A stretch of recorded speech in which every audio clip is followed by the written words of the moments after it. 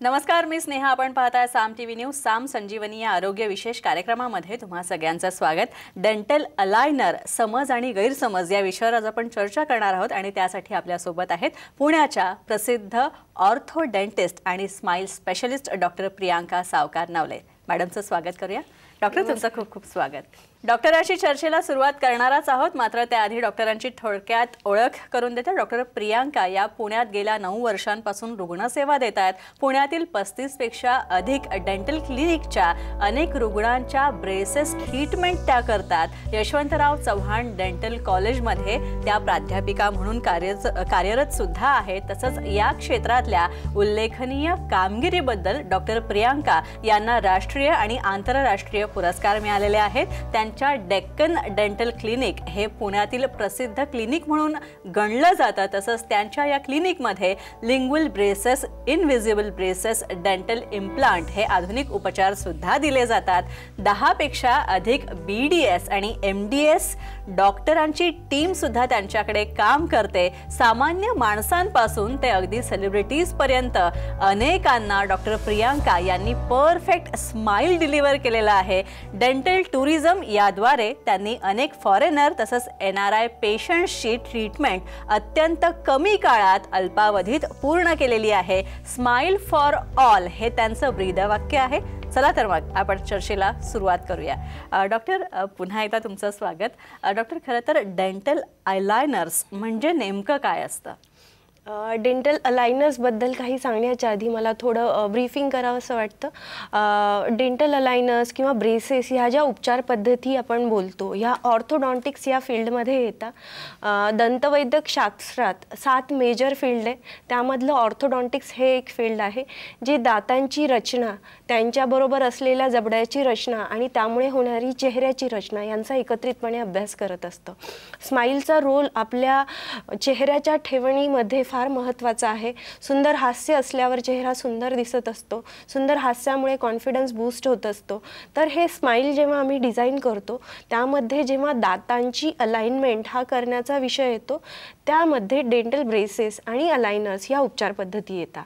त्यातलं dental braces म्हणजे ही traditional उपचार पद्धती आहे ज्यामध्ये दातांच्या सरफेसवरती ब्रॅकेट्स लावले जातात. त्याला क्लिप्स किंवा पिना म्हणतात आणि त्यातनं मग एक वायर पास होते. वायरच्या साहाय्याने प्रत्येक दाताला एका विशिष्ट पोझिशनला नेलं जातं आणि दातांची अलाइनमेंट केली जाते. तर ट्रेडिशनल जे ब्रेसेस आहेत त्याच्यामध्ये मल्टिपल टाईप्स आहे, ज्यामध्ये ब्रेसेस हे कुठल्या मटेरियलपासून बनलं जातं त्यानुसार त्याचं वर्गीकरण केलं जातं.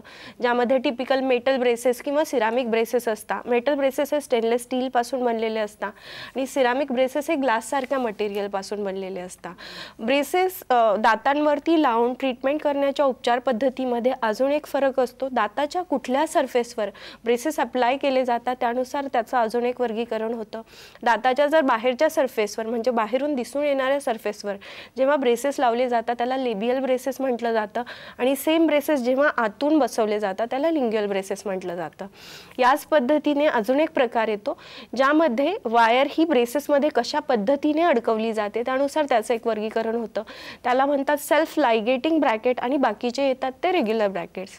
तर ब्रेसेसला एक ऑल्टरनेटिव्ह म्हणून डेंटल अलायनर्स ही उपचार पद्धती आत्ता नवीन आलेली आहे.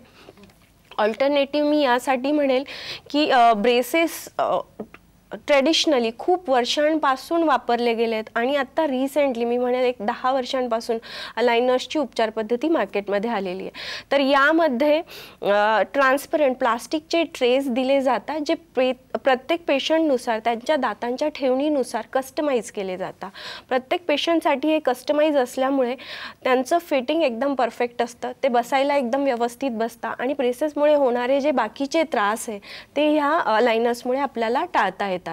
तर अलायनर्स म्हणजे नक्की काय हे थोडक्यात सांगायचं झालं तर हे CAD/CAM जनरेटेड असं डेंटल अप्लायन्स आहे जे प्रत्येक पेशंटसाठी कस्टमाइज केलं जातं आणि त्याचे मल्टिपल सेट्स पेशंटला दिले जातात, जे over a period of time पेशंटला वापरायचे असतात. कमीत कमी मी म्हणेल एक 15 दिवस तरी घालावे लागतात. 15 दिवसांनंतर तुम्हाला तुमचा नेक्स्ट सेट घालायचा असतो. प्रत्येक पेशंटसाठी हे नंबर ऑफ सेट्स वेगळे असतात. काही पेशंटच्या अलायनरची पूर्ण ट्रीटमेंट ही 10 सेटची असू शकते, तर एखाद्या पेशंटची 40 सेटची पण असू शकते. आणि हे अलायनर जे असतात जे एव्हरी 15 डेज त्यांना चेंज करायचे असतात. 10 सेटवाल्या पेशंटची ट्रीटमेंट ही 5 महिन्यात कंप्लीट होते आणि तेच जर 40 सेटवाल्या पेशंटची ट्रीटमेंट असेल तर त्याला 20 महिने लागतात. तर हे प्रत्येक पेशंटवर डिपेंड करतं की त्यांचा प्रॉब्लेम कसा आहे, त्यांना किती नंबर ऑफ सेट्स लागणार आहे आणि त्यावरनं त्यांचा टोटल ड्युरेशन ठरत असतो.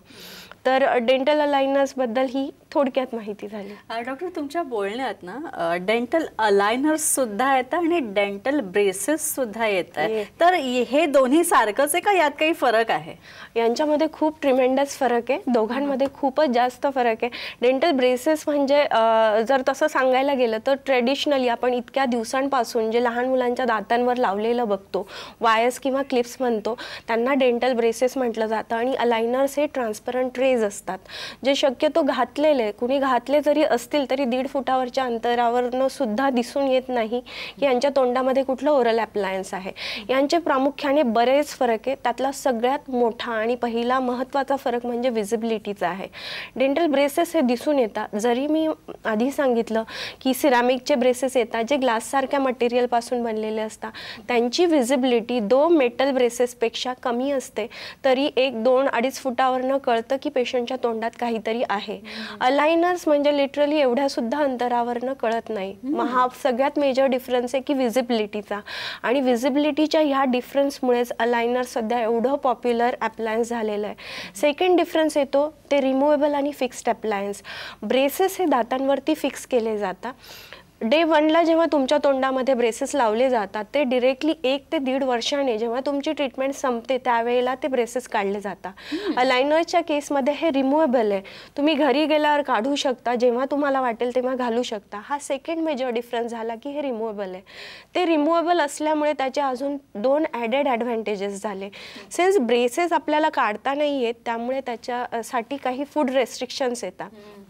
ब्रेसेसची ट्रीटमेंट जेव्हा पेशंटमध्ये सुरू होते त्यांना आम्हाला क्लिअर कट इन्स्ट्रक्शन द्यावे लागतं की तुम्हाला आता 1 वर्षासाठी हार्ड, स्टिकी, क्रंची फूड खायचं नाही आहे, अदरवाईज ब्रेसेस तुटू शकतात, कारण ते दातांवरती चिटकवलेले असतात. पण अलायनरच्या केसेसमध्ये फूड रेस्ट्रिक्शन ऑलमोस्ट 0 आहे. तुम्ही अलायनर्स काढून तुम्हाला हवे असलेले पदार्थ खाऊ शकता.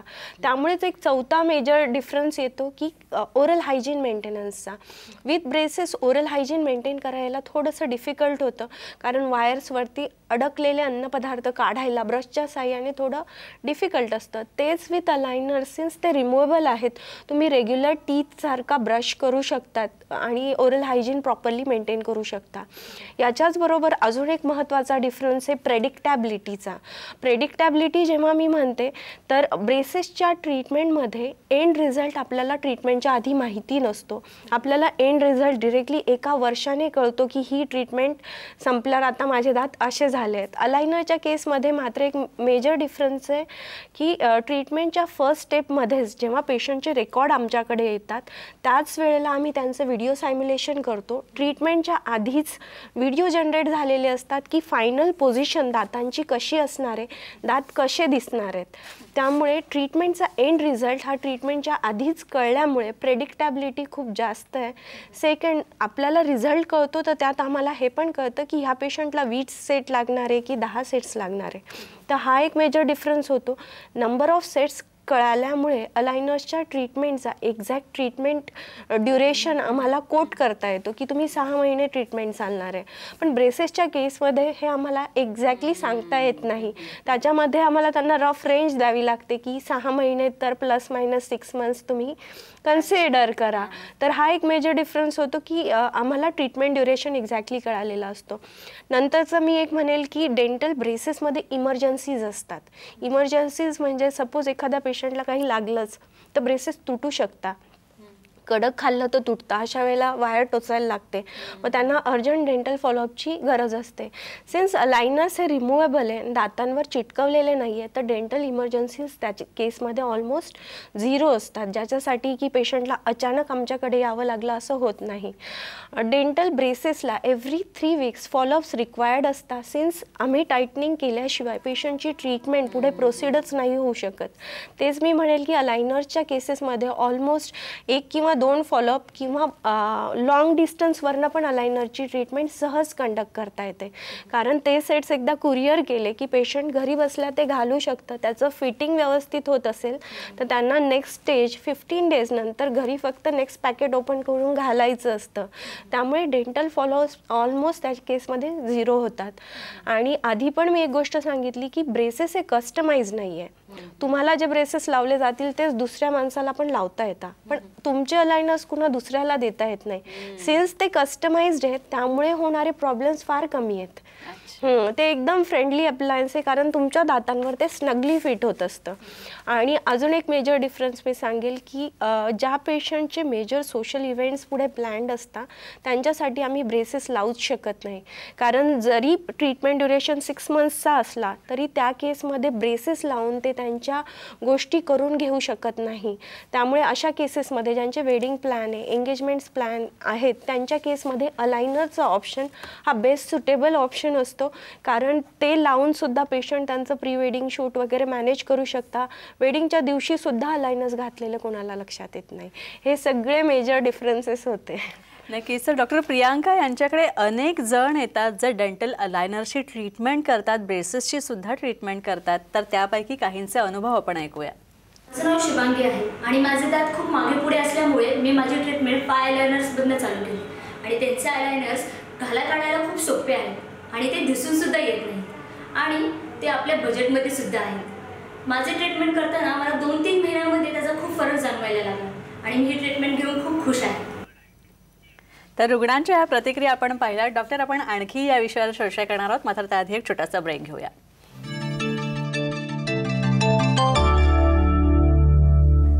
ब्रेक नंतर पुन्हा एकदा आपलं स्वागत. आपण डेंटल अलायनर्स समज आणि गैरसमज या विषयावर चर्चा करतो आणि आपल्यासोबत आहेत डॉक्टर प्रियांका. डॉक्टर, खरं तर असाही एक समज असतो की ज्यांना तारा लावलेल्या असतात खूप प्रचंड वेदना होत असतात, खाण्यावर तुम्ही म्हणालात त्याप्रमाणे रिस्ट्रिक्शन येतात, मात्र डेंटल अलायनर्सच्या बाबतीत असे काही गैरसमज आहेत, ते कसे काय आपल्याला दूर करता येतील? डेंटल अलायनर्सबद्दल पण खूप सारे गैरसमज आहे. त्यातला सगळ्यात पहिला गैरसमज मी म्हणेल की हे फक्त बच्चूंमध्ये किंवा टीनेजर्समध्येच केले जातात, तर हा फार मोठा गैरसमज आहे. डेंटल अलायनर्स अगदी 13 वर्षांच्या मुलांपासून तर प्रौढांपर्यंत करता येतात. तुमच्या हिड्यांची कंडिशन, दातांची कंडिशन आणि बोनची कंडिशन जर चांगली असेल तर सहज डेंटल अलायनरची ट्रीटमेंट तुम्ही घेऊ शकताय. 13 वर्षानंतर नॉर्मली आपल्या तोंडामध्ये सगळे परमनंट टीथ आलेले असतात. त्यावेळापासून तर मी म्हणेल अगदी 55-60 वयापर्यंत जरी तुम्ही असाल तरी अलायनर्सची ट्रीटमेंट ही करता येते. तर हा एजचं एक मिसकन्सेप्शन होतं की एका पर्टिक्युलर एजलाच अलायनरची ट्रीटमेंट होऊ शकते. तसंच एक दुसरं मेजर मिसकन्सेप्शन आहे की अलायनरची ट्रीटमेंट ही सगळ्या प्रॉब्लेमसाठी नाही होऊ शकत, म्हणजे फक्त फटा असतील तर क्लोज करायला अलायनर्स वापरता, हा पण फार मोठा गैरसमज आहे. अलायनर्सच्या साहाय्याने सगळे डेंटल अलाइनमेंटचे प्रॉब्लेम ट्रीट करता येतात. जेव्हा डेंटल अलाइनमेंटचे प्रॉब्लेम मी बोलते त्यामध्ये दात खूप मोठ्या प्रमाणात बाहेर असणं, तोंड बंद न करता येणं किंवा दात खूप वेडेवाकडे असणं, दातांमध्ये फटा असणं, अन्न चावायला त्रास होत असणं किंवा काही उच्चार न करता येणं, ह्यासारखे सुद्धा डेंटल प्रॉब्लेम डेंटल अलायनर्सच्या साहाय्याने सहज करता येतं. तिसरं एक मिसकन्सेप्शन असतं की लोकेशनचं बॅरियर आहे की सपोज मला जर अलायनरची ट्रीटमेंट घ्यायची आणि मी एका छोट्या गावात आहे तर मी नाही घेऊ शकत कारण ही ॲडव्हान्स मोडॅलिटी झाली, तर हा पण एक गैरसमज आहे. अलायनरच्या ट्रीटमेंटला जसं मी आधीही सांगितलं की डेंटल फॉलोअप्स हे खूप कमी रिक्वायर्ड असतात. डेंटल रिलेटेड प्रोसिजर हार्डली 1 किंवा 2 व्हिजिटमध्ये मॅनेज होण्यासारखे आहेत. त्यामुळे तिथं लोकेशनचं बॅरियर कुठलंच नाही आहे. जर तुम्ही छोट्या गावात असाल आणि तुम्हाला वाटत असेल की डेंटल अलायनर्सने ट्रीटमेंट करून घ्यायची, एका व्हिडिओ कन्सल्टेशन थ्रू तुम्हाला व्यवस्थित गाईड केलं जातं. तुमचं माप कुठल्याही डेंटिस्टकडनं घेऊन ते आम्हाला कुरिअर करता येतं. त्याच्यावर तुमचं अलायनरचे व्हिडिओज आम्ही बनवतो. ते जर तुम्हाला पटत असतील तर इमिजिएटली अलायनर्स हे डिलिव्हर केले जातात. त्यामुळे जे लोकेशन बॅरियर ब्रेसेसच्या केसमध्ये येतं ते अलायनरच्या केसमध्ये नाही आहे. त्यामुळे हा पण एक गैरसमज आहे की ह्या सिटीमध्ये अलायनर्सच्या ट्रीटमेंट किंवा ह्या गावात कोणी करत नाही तर मला करता नाही येणार. तर हा एक गैरसमज झाला. चौथा गैरसमज की पेशंटला हे पण वाटत असतं अलायनर्स लावल्यावर मला सर्टन फूड खाता नाही येणार. सिन्स अलायनर्स रिमूवेबल आहे, तुम्ही ते काढून तुम्हाला हवे असलेले अन्नपदार्थ खाऊ शकता. अजून एक गैरसमज पेशंटचा हा पण असतो की डेंटल ट्रीटमेंट जेव्हा आम्ही करायला लागतो किंवा अलायनर्स बसू, ब्रेसेस बसू, तर ओरल हायजीन मेंटेन करणं फार डिफिकल्ट होईल. माझे दात खूप किडतील. हो, दात किडू शकता ब्रेसेसच्या केसमध्ये मी म्हणेल, कारण ब्रेसेसमध्ये अडकलेले अन्नपदार्थ काढणं थोडं ट्रिकी होतं. पण अलायनरच्या केसमध्ये तुम्ही अलायनर काढून नॉर्मल जसा ब्रश करता तसा ब्रश जर केला तर दात किडण्याची संभावना फार कमी होते. चौथा एक मेजर मिसकन्सेप्शन हे पण आहे की पेशंटला वाटतं की ही पेनफुल प्रोसिजर असणार आहे. सिन्स अलायनर्स हे कॅडकॅम जनरेटेड आहेत, त्याच्यामध्ये एका लिमिटपेक्षा जास्त फोर्स ॲड नाही करता येत. ब्रेसेसमध्ये तरी आम्ही कधी कधी एक्स्ट्रा इलास्टिकने फोर्स टाकू शकतो की एखादा दात ओढायचा असेल तर, पण अलायनर्समध्ये तो ऑप्शनच नाही आहे. त्यामध्ये लो आणि कॉन्स्टंट फोर्स असतो, त्यामुळे कुठल्या पेशंटला पेन होण्याचा चान्स फार कमी आहे. त्यामुळे हा पण एक गैरसमज आहे की माझ्यासाठी हे पेनफुल होईल. लिटरली कुठल्याच पेशंटला अलायनर्सच्या ट्रीटमेंटमध्ये पेन होत नाही. अजून एक मिसकन्सेप्शन मी म्हणेल की कॉस्ट रिलेटेड आहे. पेशंटला वाटतं की डेंटल अलायनर्स हे खूप कॉस्टली ट्रीटमेंट आहे, खूप खर्चिक बाब असणार आहे. तसं सांगायला गेलं तर रेग्युलर ब्रेसेसचे जे आपली कॉस्टिंग असते त्यापेक्षा हार्डली 10 ते 15% कॉस्ट अलायनर्सची जास्त आहे. पण ती 10 ते 15% कॉस्ट तुमचा ट्रॅव्हलिंग एक्सपेन्स जर तुम्ही मायनस केला विजिट्सचा, जसं ब्रेसेसला मी म्हटली की तुम्हाला एव्हरी 3 वीक्स जावं लागतं, अलायनरच्या केसमध्ये तुम्ही घरी ही ट्रीटमेंट घेताय तर ते बॅलन्स होऊन जातं. आणि प्लस त्यामध्ये अलायनरच्या केसमध्ये तुम्हाला बल्क पेमेंट करण्याची गरज नसते. आमच्या क्लिनिकला असणाऱ्या सगळ्या केसेसमध्ये आम्ही EMI फॅसिलिटी दिल्या आहेत की ज्यामध्ये पेशंटला ते एकदम बर्डन नाही होत. जर सपोज तुमची ट्रीटमेंट 7 ते 8 महिन्यासाठी चालणार असेल तर त्या टप्प्याटप्प्याने तुम्ही 8 महिन्यांमध्ये पेमेंट करू शकताय. त्यामुळे हे खूप कॉस्टली आहे, मी हे अफोर्डच नाही करू शकत, हा पण एक चुकीचा समज आहे. तर अलायनर्सच्या रिलेटेड हे सगळे मेजर गैरसमज आहेत मी म्हणेल. आणखी एक असं मला एक शंका अशी आली म्हणून विचारते, जनरली आपण जेव्हा ब्रेसेस लावतो तेव्हा जॉ स्ट्रक्चर बिघडतं, तर अलायनर्सच्या बाबतीत असं काही होतं का की ह्या केसमध्ये तुमचा जॉ स्ट्रक्चर थोडं चेंज होऊ शकतं किंवा तुमची ठेवण चेहऱ्याची जबड्याची थोडी बदलू शकते? अलायनर्सच्या केसमध्ये मी म्हणेल जॉ स्ट्रक्चर, आपण जॉ म्हणजे बोनचा विचार करतोय, जर आपण बोनला हलवत नाही आहे तर जॉ स्ट्रक्चर चेंज नाही होणार. पण त्यामध्ये मी एक मेजर सांगेल, मात्र ओठांची ठेवण चेंज होऊ शकते. आपले दात हे ओठांनी सपोर्टेड असतात. जेव्हा आपण दातांना मागे मूव्ह करू ऑटोमॅटिकली लिप फॉल बॅक होतो. म्हणून ज्या पेशंटच्या ह्या कंप्लेन असतात की मला तोंड बंदच नाही करता येत, त्या केसमध्ये विथ अलायनर्स आम्ही दातांचं अँग्युलेशन जर चेंज केलं तर त्यांचे ओठ व्यवस्थितपणे बंद व्हायला लागतात. आणि जॉ स्ट्रक्चर जेव्हा चेंज करण्याचा विचार असतो त्यासाठी एक पर्टिक्युलर एज असतं, ज्याला मी म्हणेल प्री प्युबर्टल ग्रोथ स्पर्ट, म्हणजे 13 वर्षाचे बच्चू, आतले बच्चू ज्यांच्यामध्ये मिक्स डेंटिशन असतं, ज्यामध्ये तोंडामध्ये काही दुधाचे दात असतात, त्याचबरोबर परमनंट टीथ असतात, असल्या पेशंटमध्ये मात्र आम्ही जॉ स्ट्रक्चर चेंज करू शकतो. त्याला ग्रोथ मॉडिफिकेशन म्हटलं जातं. ही ट्रीटमेंट बच्चूंमध्ये होते, मी म्हणेल प्री प्युबर्टल एजमध्ये ही करता येते. विथ अलायनर्स शक्यतो जे आपण करतो हे डेंटल मॉडिफिकेशन आहे, ज्याने आपण लिप्सचं स्ट्रक्चर चेंज करू शकतो. नक्कीच. डॉक्टर प्रियांका यांच्याकडे ट्रीटमेंट घेतल्यानंतर अनुभव कसा होता आणि कशा प्रकारे त्यांना परत चांगले दात आणि चांगलं डेंटल अलाइनमेंट करून ट्रीटमेंट मिळाली ते आपण पाहूया. I was very worried about my smile, so I checked many websites and I visited Fireliner website. So there were many options. So I chose video consultation, and they gave me all information regarding Fireliners and my treatment plan. plan. They showed me my pre-treatment and post-treatment videos, and I saw major difference between this treatment. Within 2 to 3 months, there is many difference between my teeth, and so thank you Fireliner team, and my treatment is going very well. Doctor, यानंतर खरं तर आम्हाला तुमच्या क्लिनिकविषयी जाणून घ्यायला आवडेल आणि दुसरी गोष्ट म्हणजे तुम्ही प्रेक्षकांना काय सांगाल की ज्यांना ही ट्रीटमेंट करायची आहे? बरं, क्लिनिकबद्दल सांगायचं झालं तर गेल्या 10 वर्षांपासून आम्ही ब्रेसेसच्या अलायनर्सच्या ट्रीटमेंट करतो आहेत. आमच्याकडे 10 ते 15पेक्षा जास्त डेंटिस्टची मोठी टीम आहे. सगळ्या मोडॅलिटीज, अगदी डेंटल इम्प्लांटपासून डेंटल ज्वेलरी मी म्हणेल, किंवा ॲडव्हान्स टेक्निक असतील, लेझर रिलेटेड, डिपिगमेंटेशन म्हणेल, नंतर अगदी कवडी देण्याचे प्रकार असतील, लहान बाळांच्या हेड्यांचे दातांचे विकार असतील, असल्या सगळ्या ट्रीटमेंट आम्ही अंडर वन रूफ प्रोव्हाइड करतो. पेशंटला एक्सरेसाठी, कुठल्या टेस्टसाठी बाहेर जाण्याची गरज नाही. आमचं डायग्नोस्टिक सेंटर हे क्लिनिकमध्येच आहे. दिवसातले म्हणेल आठवड्यातले 7ही दिवस आम्ही काम करत असतो. Monday to Sunday 9 to 9 clinic open असल्यामुळे बाहेरगावच्या पेशंटसाठी सॅटर्डे आणि संडेला येऊन सहज ट्रीटमेंट घेणं शक्य झालेलं आहे. त्यामुळे माझा जो मोटो होता स्माईल फॉर ऑल, त्यामध्ये सगळ्या एज ग्रुपसाठी, सगळ्या इकॉनॉमिकल स्टेटससाठी आणि ॲज वेल ॲज सगळ्या डेंटल प्रॉब्लेमसाठी जे स्माईल प्रोव्हाइड करायचं होतं ते आम्हाला जमतं आहे.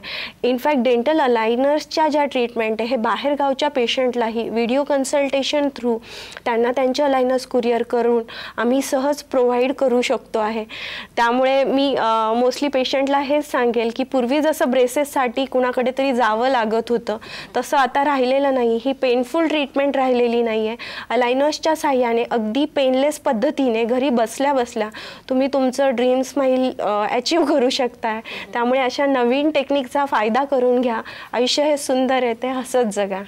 नक्कीच. तुम्हालाही जर काही समस्या असतील दातांशी संबंधित, तसंच तुमच्या स्माईलशी संबंधित, तुम्हाला चांगलं प्लॅन्ड स्माईल हवं असेल, सुंदर हास्य हवं असेल, तर नक्कीच तुम्ही पुण्यात डॉक्टरांच्या क्लिनिकमध्ये जाऊ शकता आणि डेक्कन डेंटल क्लिनिकमध्ये जाऊन तुम्ही या सगळ्या ॲडव्हान्स ट्रीटमेंट घेऊ शकता. तसंच डॉक्टरांचं मार्गदर्शनसुद्धा घेऊ शकता. डॉक्टर, तुम्ही इथे आलात आणि इतकी चांगली माहिती दिलीत या सगळ्या सब्जेक्टविषयी, या सगळ्या विषयाविषयी, त्यासाठी खूप खूप आभार तुमचे. Thank you so much. यानंतर आपण इथेच थांबतोय, मात्र पुन्हा भेटूया नवीन विषयांसह आणि नवीन तज्ज्ञांसह. तोपर्यंत नमस्कार.